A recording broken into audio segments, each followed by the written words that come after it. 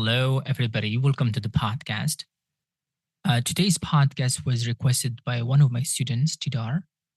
So, how can you be more efficient in learning English? This question is asked more often, so I think it's important to do a podcast on it. The short answer to this question, you have to think in English. And to think in English, you have to read, write, speak, and listen to English on a daily basis. That is the shortest answer. The long answer is more nuanced than that.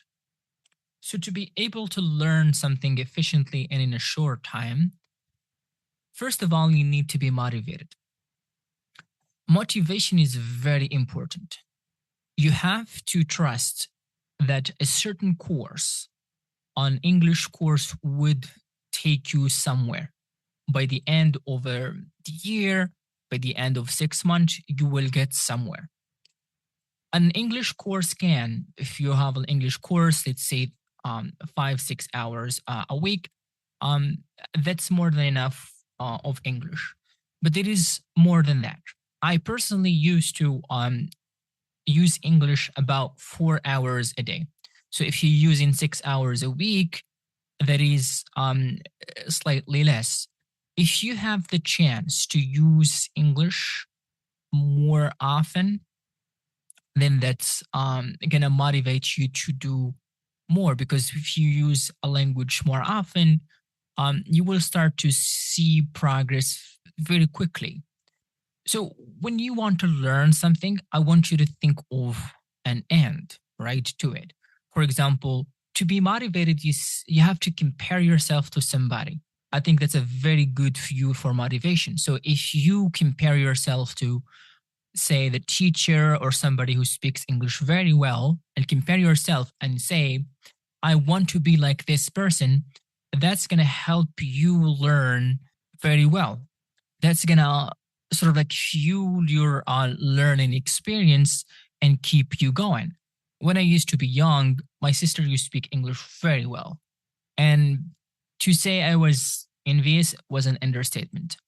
So back then, I was very young. When I heard her speak English, I was again mesmerized. I said, I need to learn English. I need to learn English. I said, I need to be better than her.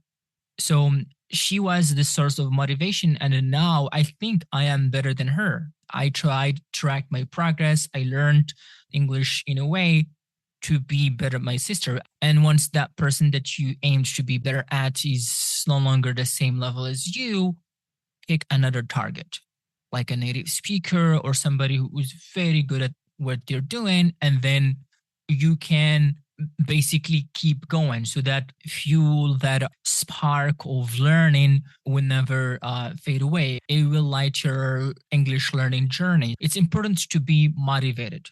And not only that, you have to have what we call a growth mindset. You have to be open to learning new things and not be sort of like stubborn and say, all right, I don't understand this. That's okay. I'm just going to forget about this. Learning a language really needs somebody to have a growth mindset. Somebody, again, who is open, who thinks they can reach a certain level, because oftentimes some of my students say they can't be like a native speaker. They cannot be like a certain somebody. They cannot change their accent. And if you have this fixed mindset that you cannot change, that you will only learn English and you will only learn the words and you might not improve as much, that's going to hinder your progress a lot. People are very smart. Your brain, despite the research, is capable of change. So there is this thing in your brain called neuroplasticity. So your brain can change the neural pathways if you want to learn something. It will help you. If you dedicate the time, the focus and attention to that activity, you will learn. You will become like a native speaker, if not better, right? What are native speakers? Just native speakers just got lucky and they were born in that environment. So if you dedicate more time, more efforts into learning that language, you are definitely going to become better in terms of pronunciation, the richness of vocabulary. There is so much that you can do better than a native speaker if you really, really pay attention. And one other thing, apart from motivation, is being relaxed. You should not be too fixated, too stressed if you don't learn. For example, if you don't memorize this, if you don't understand something, you should not be too stressed. Just understand that you will learn something. You have to be patient, right? Some of my students, when we are working on pronunciation, they say they can't get it. They can't get this certain accent. They can't get this ability to do this. I don't know, produce this certain sound, and they get so impatient and they just give up. Right? You have to be relaxed. You have to be patient when learning a language. It's very important that you exercise a little bit of patience, and the learning will just come along. You will learn along with if you expose yourself again to anything for a long time, you will learn. So do not be impatient. Remember that stress can create fragile memory. So if you're very stressed about something, you might not be able to remember or understand that efficiently because it was not learned the way it is supposed to learn. Compare that to native speakers. When they learn their own language, they're not forced to learn their language. They're more relaxed in learning it. The other thing that is just as equally important is tracking your progress. When you learn something, you have to start somewhere, right? Try to record yourself. For example, if you want to improve your reading, so to speak, try to record yourself speaking about a certain subject. Start learning English, learn new phrases, new expressions, expose yourself to English, then record yourself again and compare those to videos. When you do that, and you see a little bit of change from the first time you recorded yourself, it helps you learn more because you saw that, okay, you've improved on this, you are maybe more confident in speaking, you do this better than that. So it helps you continue learning. It helps you, again, gives you more fuel to continue learning. It motivates you to go on. But when you don't see any progress, you're just lost. You're like, why am I wasting my time doing this and that? So it's important to track your progress. Be reading, speaking, listening, right? So if you're doing that with listening, so listen to an easier podcast, see whether you understand the content of the podcast. Do it with a slightly difficult podcast, see if you can understand that. And you have to progressively move to a slightly more difficult one. So every time you want to listen to a new podcast, do not listen to the same podcast with the same difficulty. Always increase the difficulty, right? Because if you keep doing the same thing again and again, you will not improve as much. Same thing if you're lifting weight. They say if you keep lifting the same light weight, it's very difficult for you to progress. For your muscles to grow, they need a slightly more challenging environment. You need to lift heavier weight, and that way your muscles can grow. But if same thing for your brain, same thing for anything you're doing, you need to challenge yourself a little bit. That way you can learn a little bit more. The other thing I want to talk about is this idea of the four skills. It's everywhere in education. They talk about the four skills. And I think there is a reason why it exists. When you learn a language, you need to pay attention to these four skills: listening, reading, speaking, and writing. You have to do all of those.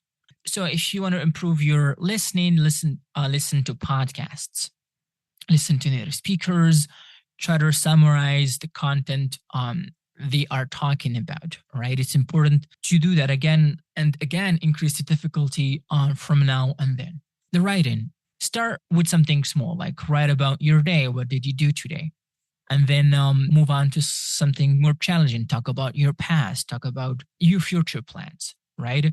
And then once you're done with that, then start talk about something more nuanced, something more complicated than just a paragraph. Talk about a topic, for example, the war in the Middle East, problems with immigration, issues in our educational system. So you have to progressively get somewhere. You cannot write about your day every day and expect to progress. You have to challenge yourself a little bit more to be able to improve on your writing.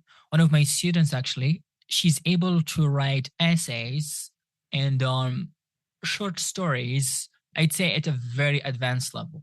And she started it, I think, with me B1, and now she is almost C2. She's able to write short stories, essays, talk about anything sophisticated, which is it's very huge. But it was an effort done by her. So she loved the language. She wanted to improve, and she started to write essays, then moved on to short stories. And then now she actually recorded her first podcast, and I listened to it, and it was very good. I was very impressed by the podcast. So it's important that you, if you want to do an activity, you have to follow these four skills. Speaking, you got to speak English all the time. You cannot just consume a language. You cannot just have theory, right? You can listen, yes. You can listen to a podcast, but if you don't talk about that subject with somebody, it's just going to be in vain. You're going to forget about it. So for learning to happen, there has to be passive and active learning. So for podcast, if you just listen to the podcast, that's passive learning.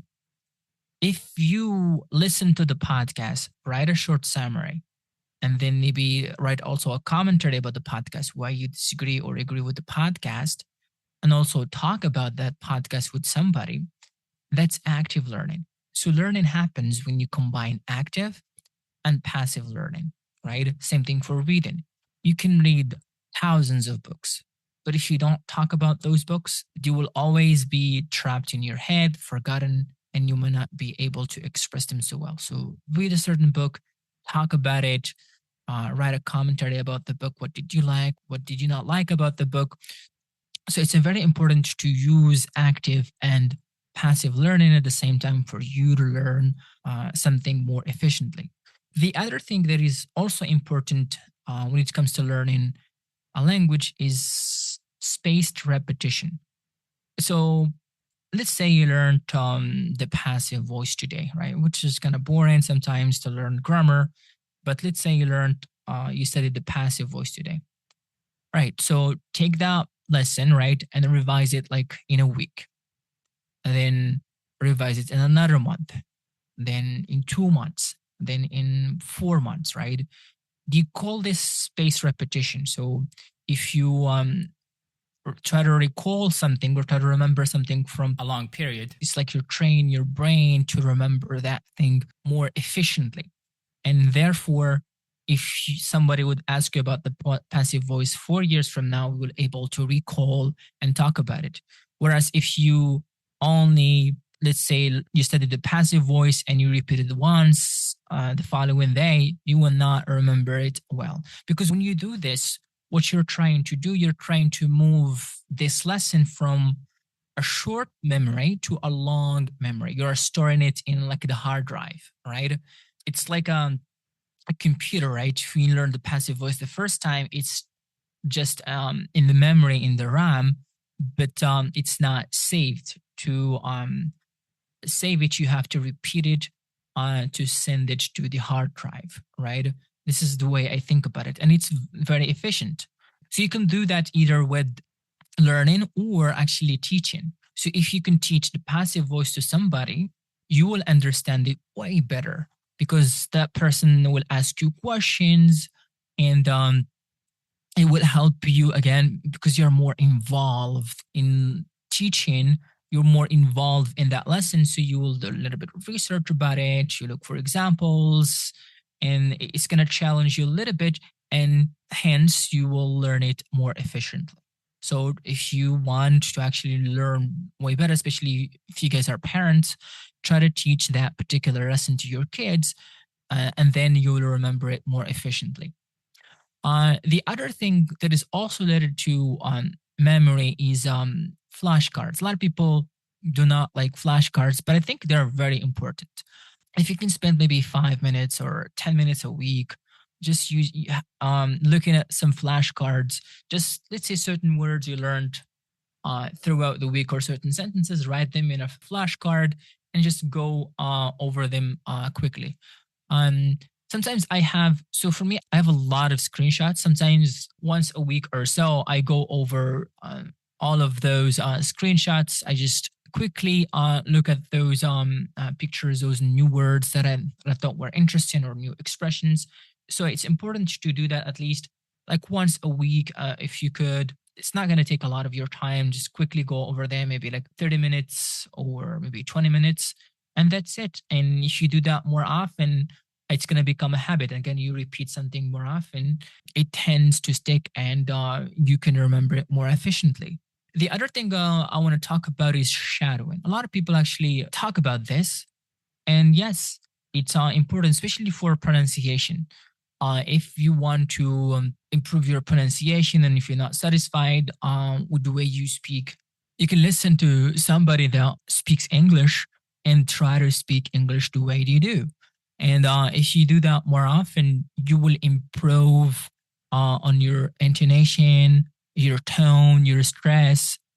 You will pick up the feel of the language, because if you think about language, it's more complicated than just learning the sounds themselves. If you learn the sounds, you learn how to pronounce the words, that's all right. But when it comes to native speakers, they have a certain feel for every sentence. So every sentence different depending on the context, depending on how you feel.